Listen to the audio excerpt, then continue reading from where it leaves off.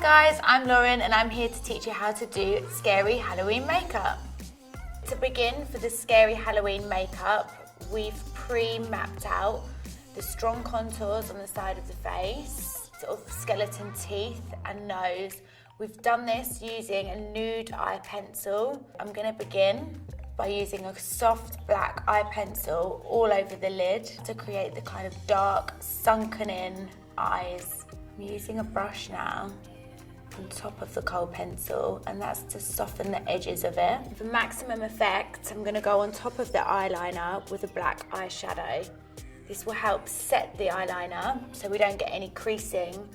I'm going to lightly buff sort of purple colour through the crease line of the eye.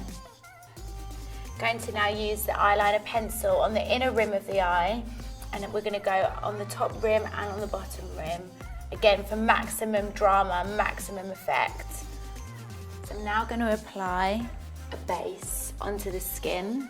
So I've picked a shade about 3 shades lighter than the skin tone, and using a buffing technique with the brush so we get a nice even application all over the skin, and feathering the product into the hairline as well. So I'm going to use a concealer now to cut into all the areas under the eye, and I'm going to come around the kind of nose sketch that we've got. I'm going to use a sponge to go really close to the lash line, using a bouncing technique when applying.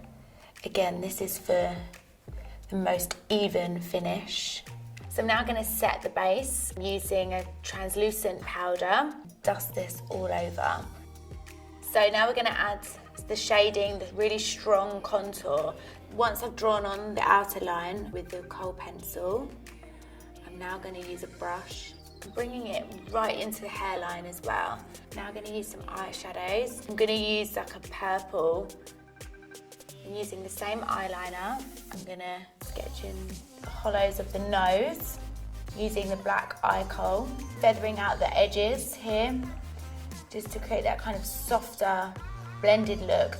So just adding the purple tones, just to add a bit of shading, using the felt tip style pen to create the teeth.